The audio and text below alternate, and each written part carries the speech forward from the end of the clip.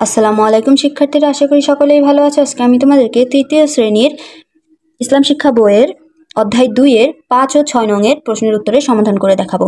গত পর্বেই তোমরা দেখেছো যে আমি অধ্যায় 2-এর 1 থেকে 4 নং এর সকল প্রশ্নের উত্তরের সমাধান করে দেখিয়েছিলাম। আজকে আমি তোমাদেরকে 5 ও 6 নং এর প্রশ্নের উত্তরের সমাধান করে দেখাবো। পৃষ্ঠা নাম্বার হচ্ছে 47। দেখো শিক্ষার্থীরা, 5 নং-এ আছে সংক্ষিপ্ত প্রশ্ন। ক, নবী ও সাহাবীগণের জীবনযাপন সম্পর্কে জানলে আমাদের কি লাভ হয়? খ, কুরাইশরা হযরত মুহাম্মদ সাল্লাল্লাহু আলাইহি সাল্লামকে আল আমিন নামে কেন ডাকতো? গ, হিলফুল ফুজুল কি? ঘ, হযরত আবু বকর রাদিয়াল্লাহু কে ইসলামের ত্রাণকর্তা কেন বলা হয়? উম, হযরত আবু বকর রাদিয়াল্লাহু কেমন গুণের অধিকারী ছিলেন? চলো শিক্ষার্থীরা, আমরা এই প্রশ্নের উত্তরগুলো এখন আমি তোমাদেরকে এই প্রশ্নের উত্তরগুলো লিখে দেখাবো।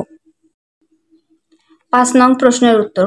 ক, নবী ও সাহাবীগণের জীবনযাপন সম্পর্কে জানলে আমাদের কি লাভ হয়? উত্তর, মহানবী সাল্লাল্লাহু আলাইহি সাল্লাম ও সাহাবীগণের জীবন আদর্শ আমাদের জন্য অনুকরণীয় ও অনুসরণীয়। তাদের জীবনযাপন সম্পর্কে জানলে আমরা সে অনুযায়ী জীবন পরিচালনা করতে পারবো, ফলে আল্লাহর প্রিয় বান্দা হতে পারবো।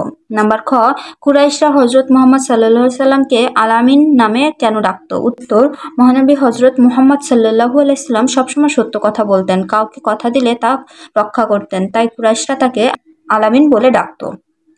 নাম্বার গ, হিলফুল ফুজুল কি? উত্তর, হিলফুল ফুজুল একটি সামাজিক সংঘ। এর শাব্দিক অর্থ হলো শান্তি বা কল্যাণের শপথ। এটি মহানবী সাল্লাল্লাহু আলাইহি সাল্লাম তার যুবক বয়সে আরবের অন্যান্য যুবকদের নিয়ে গড়ে তুলেছিলেন। নাম্বার ঘ, হযরত আবু বকর রাদিয়াল্লাহু কে ইসলামের ত্রাণকর্তা কেন বলা হয়? উত্তর, হযরত আবু বকর রাদিয়াল্লাহু ধৈর্য ও দৃঢ়তার সাথে ইসলামের সংকটজনক সময় হাল ধরেন। তার দক্ষ নেতৃত্বের ফলে মহানবী সাল্লাল্লাহু আলাইহি সাল্লাম এর মৃত্যুর পর তৈরি হওয়া সমস্যাগুলোর সমাধান হয়। ইসলামী রাষ্ট্র আরও শক্তিশালী হয়, এজন্য তাকে ইসলামের ত্রাণকর্তা বলা হয়। নাম্বার উম, হযরত আবু বকর রাদিয়াল্লাহু কেমন গুণের অধিকারী ছিলেন? উত্তর, হযরত আবু বকর রাদিয়াল্লাহু এর গুণ ছিল অনুকরণীয়। তিনি দানশীল, দয়ালু, পরোপকারী, ধৈর্যশীল ও বিচক্ষণ গুণের মানুষ ছিলেন। এখানেই শেষ হয়ে গেল 5 নং এর সংক্ষিপ্ত প্রশ্নগুলো। চলো শিক্ষার্থীরা 6 নং এ কি আছে সেটা আমরা এখন দেখে আসি। শিক্ষার্থীরা, 5 নং এর সংক্ষিপ্ত প্রশ্নের পরে 6 নং এ আছে দেখো বর্ণনামূলক প্রশ্ন।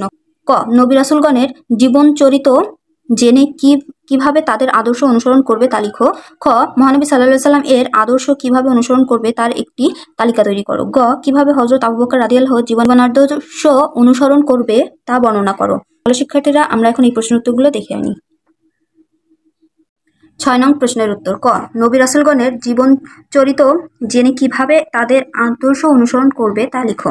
উত্তর, নবী রাসূলগণ ছিলেন অনুকরণীয় আদর্শের অধিকারী। নবী রাসূলগণের জীবন চরিত জেনে কিভাবে তাদের আদর্শ অনুসরণ করব তা নিচে দেওয়া হলো।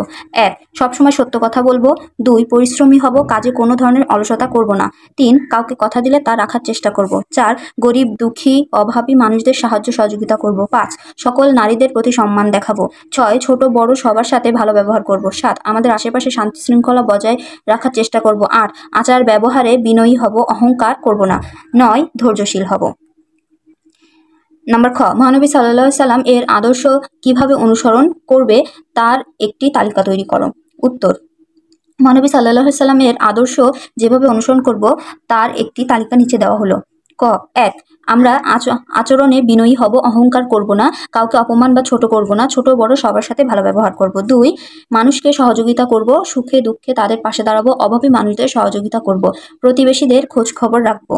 3, সবসময় সত্য কথা বলবো, মিথ্যা বলবো না, কাউকে কথা দিলে তা রাখার চেষ্টা করব। নাম্বার 4, আমরা চেষ্টা করব আমাদের আশপাশে শান্তি শৃঙ্খলা বজায় রাখতে, অন্যরাও যেন শান্তি বজায় রাখে সে ব্যাপারে উদ্যোগী হব, কোনো সংঘাত দেখা দিলে তা দূর করার চেষ্টা করব। নাম্বার 5, পরিশ্রম করব, কোনো ধরনের অলসতা করব না, নিজের কাজ নিজে করব, বাড়িতে বা বিদ্যালয়ে বিভিন্ন কাজে উৎসাহের সাথে যোগ দিব। নাম্বার 6, আমরা আমাদের মা, বোন, সহপাঠী সহ অন্যান্য নারীদের সম্মান করব, তাদের কাজে সহযোগিতা করব। নাম্বার 7, স্কুলে, বাড়িতে বা আশেপাশের বিভিন্ন কাজে নিজে থেকে এগিয়ে যাব, সবাইকে একত্র করে সেসব কাজ ভালোভাবে করতে চেষ্টা করব, ধৈর্য ও মনোবলের সাথে এসব কাজে যুক্ত থাকব। প্রশ্ন নাম্বার গ, কিভাবে হযরত আবু বকর রাদিয়াল্লাহু এর জীবন আদর্শ অনুসরণ করব তা বর্ণনা করো। উত্তর, হযরত আবু বকর রাদিয়াল্লাহু ছিলেন ইসলামের প্রথম খলিফা। তিনি অনুকরণীয় ও অনুসরণীয় আদর্শের অধিকারী ছিলেন। যেভাবে হযরত আবু বকর রাদিয়াল্লাহু এর জীবন আদর্শ অনুসরণ করব তা নিচে দেওয়া হলো। 1, আমরা অন্যের প্রতি দয়াশীল, হব এবং অন্যের উপকার করার চেষ্টা করব। অভাবী মানুষের পাশে দাঁড়াতে সাধ্যমতো চেষ্টা করব। নাম্বার 2, গরিব, অসহায় ও বৃদ্ধ মানুষদের প্রয়োজনীয় সহযোগিতা করব। সাধ্যমতো দান করব। দানের ক্ষেত্রে গোপনীয়তা বজায় রাখার চেষ্টা করব। নাম্বার 3, বাড়িতে বা বিদ্যালয়ে আমাদের দায়িত্ব সঠিকভাবে পালন করব। দায়িত্ব পালনে কোনো ধরনের অবহেলা করব না। নাম্বার 4, কোনো সমস্যা দেখলে ধৈর্যশীল থাকব। ধৈর্য ও মনোবল বজায় রেখে যে কোনো সমস্যার মোকাবিলা করব। নাম্বার 5, চেষ্টা করব যে কোনো সমস্যার হাল ধরতে এবং সবাইকে ঐক্যবদ্ধ রাখতে। এখানে শেষ হয়ে গেল 6 নং এর বর্ণনামূলক প্রশ্নগুলো। এখানে অধ্যায় 2 এর সকল প্রশ্নের উত্তর শেষ হয়ে গেল। আজকে এই পর্যন্ত। শিক্ষার্থীরা পরবর্তী ক্লাস পাওয়ার জন্য অবশ্যই চ্যানেলটা সাবস্ক্রাইব করে রাখবে এবং পূর্বের ক্লাস যদি দেখতে চাও তাহলে চ্যানেলের প্লেলিস্ট চেক করলেই তোমরা সিরিয়ালের সকল ক্লাস পেয়ে যাবে। আর এই ভিডিওটা যদি তোমাদের ভালো লাগে, উপকার হয়, তাহলে অবশ্যই ভিডিওটাতে একটি লাইক, কমেন্ট এবং শেয়ার করবে। সকলেই ভালো থাকবে। ধন্যবাদ সকলকে।